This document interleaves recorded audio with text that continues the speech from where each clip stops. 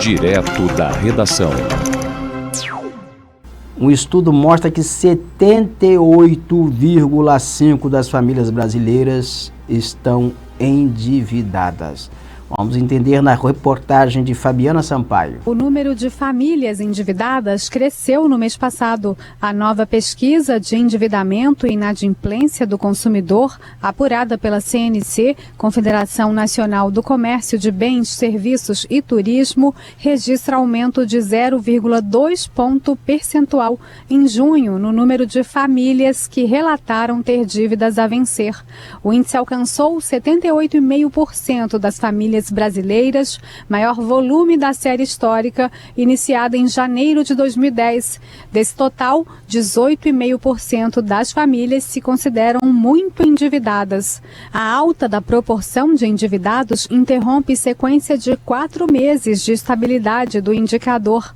Em contrapartida, a parcela média da renda comprometida com dívidas alcançou aproximadamente 30%, o menor percentual desde setembro de 2020.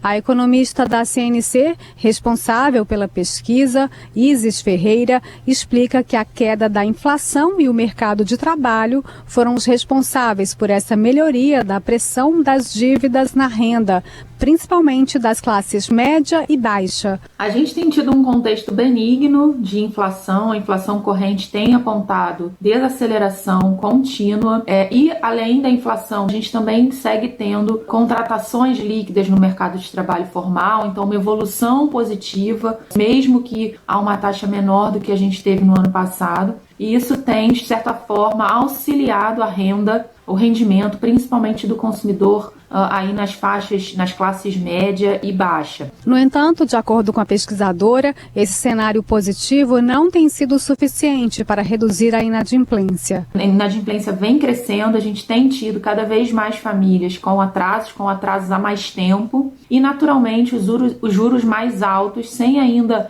uma perspectiva de queda, principalmente os juros de mercado, e com a inadimplência alta fica mais difícil dos juros de mercado caírem, apontarem uma tendência de queda. Então esses juros elevados vão continuar dificultando aí a quitação dessa dívida mais antiga, né? Porque a despesa de juros aumenta muito rápido e dificulta a quitação dessa dívida pelo consumidor. O endividamento cresceu em todas as faixas de renda pesquisadas, mas o aumento na proporção de endividados foi maior entre os consumidores com renda de 5 a 10 salários. Do total de consumidores com dívidas atrasadas, 4 em cada 10 entraram em junho sem condições de pagar os compromissos de meses anteriores, maior proporção desde agosto de 2021.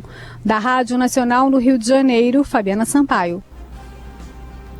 Já está comigo aqui virtualmente nos estúdios Rio Digital o economista Ranulfo Vidigal. Bom dia, Ranulfo. Bom dia, meu caro Roberto. Tudo bem? Tudo ótimo, Ranulfo. Ranulfo, as famílias estão endividadas, ainda que a inflação ela esteja sob controle, mas esse nível de endividamento é pressionado por essa alta taxa de juros. As pessoas não conseguem se libertar do endividamento porque as taxas de juros para a inadimplência continuam altas no país, né, Ranulfo? Olha, Roberto, vamos explicar para o nosso grande público, que a sua audiência é expressiva. Existe o bom endividamento, existe o mau endividamento. O bom endividamento, por exemplo, é quando você faz uma hipoteca para ter a sua casa própria. É um bom endividamento. Primeiro que a hipoteca é de longo prazo, normalmente 20 anos, 25 anos, e a taxa nominal de juros deve estar aí na faixa de uns 8 a 10%, principalmente se você fizer esse financiamento pela Caixa Econômica Federal, porque a Caixa Econômica Federal tem dinheiro do Fundo de Garantia por Tempo de Serviço e, com isso, ela consegue ter taxas mais atrativas. Então, este é um bom endividamento. E, muito provavelmente, a classe média se endivida nesse tipo de financiamento. Outro bom endividamento é quando o pequeno empreendedor precisa de capital de giro. E aí ele tenta, porque o seu negócio pode não estar indo naquele curto prazo da forma que ele imaginava, ele toma capital de giro Mas é um bom endividamento, porque ele precisa, mas é um endividamento caro. O capital de giro deve estar custando hoje alguma coisa como 30%, 35% ao ano. Mas mesmo assim ele consegue, dentro da possibilidade de repassar preços e vai sobrevivendo. Existe um mau endividamento. O mau endividamento é porque, como o Banco Central do Brasil é um banco central muito estranho, esse Banco Central do Brasil ele pratica uma taxa de juros Selic de 13,75%, com a inflação de ontem, mostrada pelo IBGE, de apenas 3,6%. Isso significa dizer que a taxa de juro real no Brasil está 10% ao ano, real. Significa dizer que você dobra seu capital em apenas 8 anos, 7 anos, sem trabalhar. Então, o endividamento que vem disso aí, dessa taxa absurda, é quando você entra no cartão de crédito. O cartão cobra só no rotativo 10% ao mês. Ou no crédito pessoal, que pode chegar aí a 100% ao ano. É o mau endividamento. Portanto, quando a Confederação Nacional do Comércio faz essa pesquisa e não divide o tipo de endividamento, ela coloca todo mundo no mesmo saco, no mesmo balaio, e eu volto a dizer para você e para o seu grande público: existe o bom endividamento e existe o mau endividamento. O outro bom endividamento é quando uma empresa toma dinheiro do Banco Nacional de Desenvolvimento Econômico e Social para expandir seu negócio. Ele tem uma indústria, a indústria está vendendo bem, e ele vai ao BNDES, toma o dinheiro a 7, 8% ao ano para pagar em vários anos à frente e expandir seu negócio. Isso é um bom endividamento. Portanto, existem endividamentos e endividamentos, meu caro. Perfeito, Ranulfo. Agora, boa parte das famílias brasileiras, elas estão endividadas com mau endividamento. É endividamento com cartão de crédito, é endividamento. Isso aí já tem um recorte. Quando a gente vai fazer o recorte, a gente vai observar isso. Porque a maior parte das famílias brasileiras está enrolada porque tem o cartão de crédito muitas vezes como moeda corrente, tem o crédito do cartão de crédito como se fosse dinheiro vivo, como se fosse dinheiro delas. Então vai se dar conta, aí vai rolando dívida, vai embolando dívidas. E quando essas dívidas elas se avolumam, elas chegam ao limite, porque a taxa de juros de cartão de crédito no Brasil é de 400%, 500% para dívidas atrasadas. Então essas dívidas elas se tornam impagáveis na maior parte dos casos. E outra coisa você está com inteira razão. O Ranulfo, uma coisa também que me chama a atenção aqui é que uma pesquisa Genial Quest, realizada com o mercado financeiro, mostra o seguinte, que a percepção do mercado em relação ao ministro da Fazenda, o Fernando Haddad, melhorou. E toda vez que o banqueiro está sorrindo, Ranulfo, a multidão no Brasil está chorando. Isso me deixa uma preocupação, Ranulfo. Preocupa você também? Rapaz. Banqueiro sorrindo, pobre sofrendo. Nós dois sabemos disso. Quer dizer, você criou inclusive as primeiras linhas do meu último artigo aí no Portal Viu. Você colocou uma frase interessante, que o Brasil é a vaca leiteira internacional. Quer dizer, aqui todo mundo vem para tomar tudo da gente, né?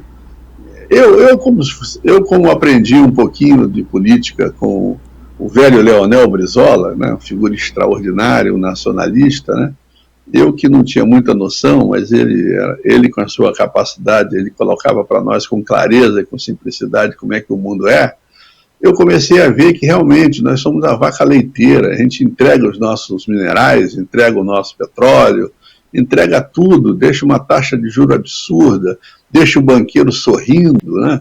E aí a gente acaba ficando a ver navios, né? Parte, por exemplo, da questão, voltemos à questão do endividamento, que você muito bem citou, é porque o mercado de trabalho se estreitou, as pessoas estão perdendo renda e alguns tiveram que optar pelo endividamento, né? Quer dizer, é um país tão rico, mas tão desigual, tão sem oportunidades para a grande maioria, né? Quer dizer, eu essa semana tive acesso aos dados do IBGE da população. Aliás, Rio das Ostras, especificamente, teve mais 50 mil habitantes nos últimos 12 meses, saiu de 105 mil para 156 mil.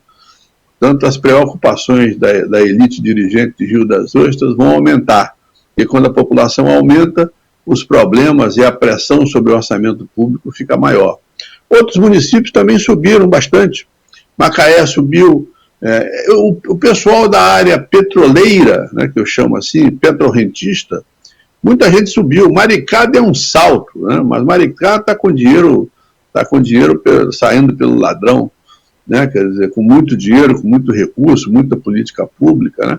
Já a cidade do Rio de Janeiro, estranhamente, perdeu a população. E a explicação que eu e você temos, nós já temos notado isso há algum tempo, é que depois das Olimpíadas, a cidade do Rio de Janeiro ficou caríssima.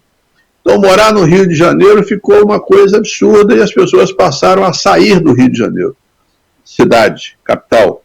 Outra coisa importante, a empregabilidade na capital caiu bastante.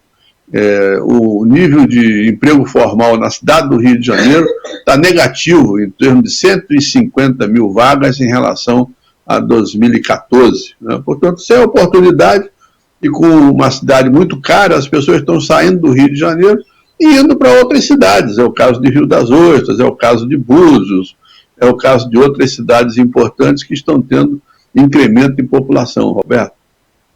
Perfeito, Ranulfo. Ranulfo Vidigal, economista, muitíssimo obrigado aqui, Ranulfo, pela sua participação. Ranulfo, eu vou entrar num tema aqui interessante, eu não sei se você tem acompanhado isso, mas em outra oportunidade, de repente, a gente vai comentar. A série de reportagens do jornal O Dia sobre a questão de São João da Barra, Porto do Açu, aquele incremento de São João da Barra, os reflexos disso, na vida social da cidade e na economia da cidade. Você tem acompanhado essa reportagem de autoria do Hélio Cordeiro, Ranulfo? Li algumas coisas, né? Quer dizer, a cidade de São João da Barra, o Porto do Açu, ela teve uma grande evolução em termos de riqueza potencial. Mas, infelizmente, parte dessa riqueza ela está concentradíssima para a empresa que hoje domina, que é o Porto do Açu, e pouco se espraiou para a população como um todo. De modo geral, para você ter noção, de cada 100 pessoas empregadas no Porto, provavelmente apenas 30 são da própria cidade, né? Mas a cidade tem muito dinheiro, porque o Porto do Açu gera muita receita fiscal, principalmente na forma de imposto sobre serviços e imposto, o ICMS, que é uma transferência estadual. De modo tal que parece que o orçamento para o ano que vem é de 850 milhões. Veja, 850 milhões para uma cidade de apenas 40 mil habitantes, mais ou menos, quando Macaé, com quase mais de 200 mil, tem um orçamento de 3 bilhões. Portanto, mostra aí a diferença e a desproporção. E aí parece que essa coleta de informações do nosso Elinho Cordeiro, através do Dia, tem mostrado essas contradições que são importantes até para a população ficar a par, e as lideranças políticas, empresariais e sociais da cidade redesenharem o seu planejamento de longo prazo, porque São João da Barra é uma cidade de gente muito interessante, de gente muito boa, pessoas muito, muito amigas, e eu tenho certeza que essa reportagem ela não deve ser encarada como uma crítica vazia ou de uma perseguição, ela deve principalmente ser encarada como um alerta, no sentido de modificar, de fazer com que as políticas públicas melhorem para a maioria da população. É aquilo que você disse, que é melhor uma boa crítica que abre os meus olhos do que tapinha nas costas para me enganar. Perfeito, Ranulfo. Muito obrigado, economista Ranulfo Vidigal, pela sua participação aqui no Direto da Redação. Bom dia para você. Um forte abraço, parabéns pela audiência. Muito obrigado, Ranulfo. A reportagem a que me refiro aqui do Jornal O Dia, que mostrou aí agora, é a seguinte, tem uma aqui que diz o seguinte: quem ouve falar de São João da Barra, que recebeu somente este ano mais de 391 milhões em royalties e participação especial referentes ao petróleo, com um orçamento estimado de 600 milhões para 2024, onde está construído o maior complexo porto indústria privada da América Latina, Imagina tratar-se de uma oitava maravilha. O município de 35 mil habitantes fica na região norte do Rio de Janeiro, completou 173 anos no último dia 17 e tem o privilégio de fazer Foz do Rio Paraíba do Sul, de ser Foz do Rio Paraíba do Sul. No mapa do turismo fluminense, a cidade também aparece em linhas fortes, porém administrativamente deixa a desejar. O dinheiro entra com força nos cofres do governo municipal, mas não há transparência nem investimentos compatíveis. A conclusão é relatada pelo economista, pesquisador e professor da Universidade Estadual do Norte Fluminense, Alcimar Chagas, das Chagas Ribeiro, que é o UENF, não é? E não se trata de indicativo isolado. Além de reproduzir opiniões de pessoas que moram no município, resume pauta de seminário do Núcleo de Pesquisa Econômica do Rio de Janeiro, no PERJ, realizado na tarde de terça-feira, no dia 3 de julho, no auditório do prédio P5, na UENF. E o objetivo foi apresentar o índice de dinâmica local. São João da Barra aparece na última colocação. O coordenador no PERJ, Alcimar, explica que o INDEL utiliza variáveis diferentes das comumente utilizadas pelos índices que medem o desenvolvimento econômico, como o PIB, Produto Interno Bruto, o Índice de Desenvolvimento Humano. Então, a reportagem aqui, ela é uma reportagem, é uma série de reportagens. Eu recomendo que as pessoas leiam. Para concluir, que vai chegar, se ela disser que ela vai levando aqui, ó, a prefeitura cuida mal do município e 47% da população vive em situação de pobreza extrema. Cidade que vai ter um orçamento de mais de 800 milhões. Mostra os trechos da reportagem, por favor, Júlio, aí. A cidade que vai ter um orçamento de 800 milhões, perto de 1 bi. O índice de pobreza atinge 47% da população, vive em situação de pobreza extrema. Então a riqueza, ela não se espraiou, a riqueza está concentrada. De uma população estimada de 36 mil pessoas em recente divulgação do Instituto Brasileiro de Geografia e Estatística, cerca de 17 mil vivem em extrema pobreza no município de São João da Barra. E um dos fatores que pesam, segundo pesquisadores, é a falta de investimentos capazes de gerar renda e empregos reais no município. Os dados recentes do Ministério da Cidadania mostram que o município, onde está instalado o Porto do Açude, tem maior índice de desigualdade social entre os considerados ricos da região norte fluminense. Entre os municípios ricos, São João da Barra tem o maior índice de pessoas vivendo em extrema pobreza. Gente, isso é muito desalentador, isso é um choque. E contra números não há argumentos.